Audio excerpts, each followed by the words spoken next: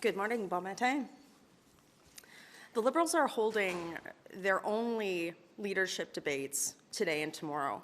And frankly, I think that they are trying to sneakily dupe Canadians into forgetting their record of the last 4 years.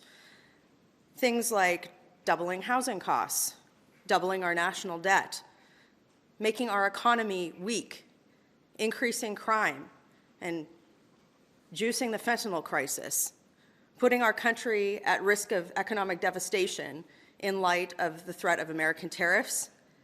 And so tonight, it seems to me like the Liberal Party is about to, or attempting to, coronate Mark Carney, an unelected man who essentially has the same record as Justin Trudeau because he has been advising Justin Trudeau in senior economic roles for many years. Many of these policies that have put Canada into such a dire strait, Mark Carney had a direct hand in creating. So tonight, as the Liberals have literally their only debates, the only next couple of times before Mark Carney could be coronated as Prime Minister, exposure to the Canadian public, Mark Carney must come clean on a few things.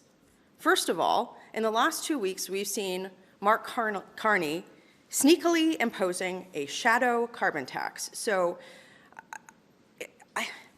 I watched him on Atlantic Canadian TV make this very weird quip about not needing, the host would never have to use steel. And so it was okay to put carbon tax, an increased carbon tax on steel producers. So he needs to come clean on this sneaky imposition of a shadow carbon tax. He's also been sneakily skirting ethics rules. This is a man who has sat on some of the world's largest corporations, some of the most senior boards in the world, and he has yet to disclose any potential conflicts of interest that he might have, as well as financial assets that might create conflicts of interest for him as Prime Minister. He could actually become Prime Minister and be Prime Minister for 4 months without disclosing any of those potential conflicts of interest, and that's just wrong. That's a very sneaky move on his part, and he should be coming clean on that tonight. He's also been sneakily speaking on both sides of his mouth over the last few weeks. He says one thing in English and another thing in French, particularly on the issue of pipelines.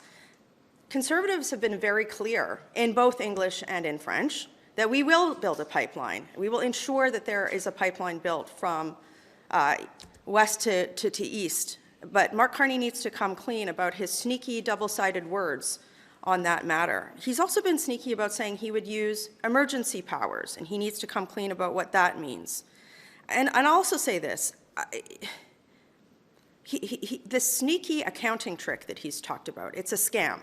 So essentially what he said for the federal budget, it reminds me a lot of Justin Trudeau in 2015 when he came out and said there'd just be these very small, very itty-bitty little deficits, and when in fact we know that Justin Trudeau doubled the size of Canada's debt and year after year posted massive inflationary deficits that did things like increase the cost of groceries, make life unaffordable, make it so that people can't afford rent. And again, Mark Carney has been part of the architect team of those policies, and now he's saying that this accounting trick, this scam that he's providing, he's saying that he's going to put a bunch of the deficit spending on one credit card and all of the other deficit spending on another credit card that he holds behind his back. And he needs to come clean about being sneaky on that front too. I will say this, Conservatives on that front have been very clear. We need to fix the budget so that we can stop inflationary spending. This is why we've got policies like a dollar-for-dollar spending rule. But tonight, Mark Carney, again, he's on an imminent path to coronation on behalf of the Carney-Trudeau cabal.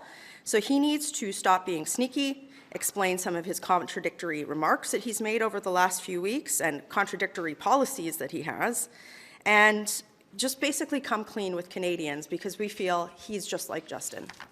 Would a Conservative government cancel the just announced high-speed rail project linking Toronto to Quebec City? You know, the reality is that the Liberal Party of Canada has built virtually nothing for Canadians. I think about, you know, you're talking about high-speed rail. I think about the rail project in my community that the Conservative government committed money for that is nowhere. So, you know, I think that the bigger question, this is a great question for Mark Carney, is does he have the capacity to, you know, reverse a decade of ineptitude which has left Canadians without the infrastructure they need, be it mass transit. I mean, how many people have been stuck in Canadian airports across this country?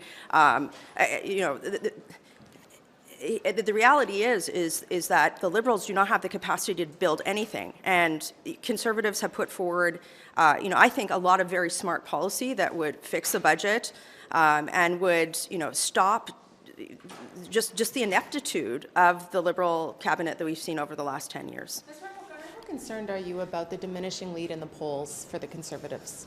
I think that what I hear when I'm out canvassing people in my community is a lot of distrust with the Liberal government. And I also think, frankly, that the numbers that I've seen are numbers that Stephen Harper won a majority government with. And I think that the plans that Conservative Party leader Pierre Poilievre have put out, not just in recent weeks, but over the last year to axe attacks, fix the budget, stop the crime, and build the homes, they resonate with Canadians because those are the issues that people are facing right now. So I am, you know, very confident that after the Liberals come out of hiding, we should be in Parliament right now. They're in hiding, right? They prorogued Parliament because they lost the trust of Canadians and didn't want to be subject to scrutiny.